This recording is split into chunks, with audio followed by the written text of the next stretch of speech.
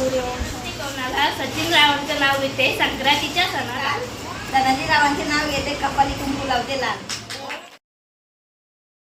घड्याळाच्या काठ्यावर कसरत तारेवर, घड्याळाच्या काठ्यावर कसरत तारेवर, नवऱ्याची मर्जी राख मुलं बाळ सासू भार, जीव खेळण्या करती लाया भिडताना आर पार, जीव तुझा भात्या परी रोज होई खाली वर, भिडकीला भिडणारी आगर. बाई पण भारी देवा, बाई पण भारी र, बाई पण भारी देवा, बाई पण भारी र, बाई पण भारी देवा, बाई पण भारी र, बाई पण भारी देवा, बाई पण भारी र, बाई पण भारी देवा, बाई पण भारी र. अरे संसार संसार त्याचा कवाची हावर, आणि हाताला चटक नव मिळत भाकर.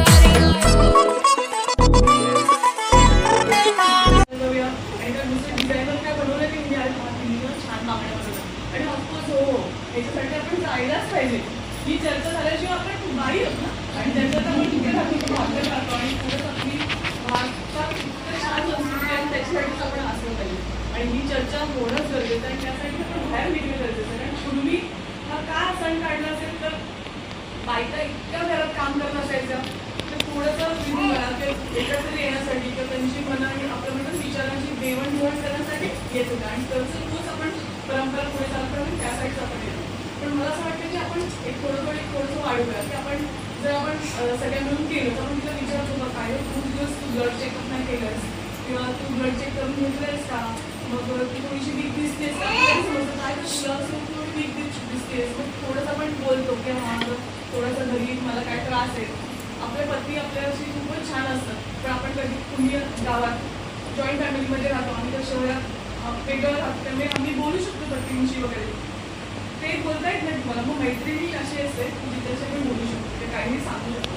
तरी तुम्हाला काही त्रास होत असेल म्हणजे आय एम नॉट सेइंग तुमच्या हजबंडकडून पण कुठला वेगळा व्यक्ती आहे जो घरी येऊन तुम्ही त्रास देतो आणि तुम्हाला असं वाटतं की तुम्ही घरी कोणाकडे बोलू नाही शकत ती गोष्ट, तर तुम्हाला बाहेरचे आम्ही सायकॉलॉजिस्ट असतो किंवा आता कितीमांकडे तुम्ही बोलू शकता, नानांकडे किंवा जे पण आहे तुमच्या स्कूलमध्ये एवढे जर ऑप्शन्स आहेत तुम्ही येऊन फक्त ते बोला. बाकी पुढे जी हेल्प द्यायची ती आम्ही देऊ पण तुम्हाला सांगितलं पाहिजे की घरी असं असं काहीतरी होतं. 9 महिने त्याला पोटात सांभाळलं, एवढा काळ सोसून त्याला जन्माला घातलं आणि मला तर वाटते की त्याचं खूप चांगलं झालं पाहिजे. माझं पोट सगळ्या जगाच्या पुढे गेलं पाहिजे.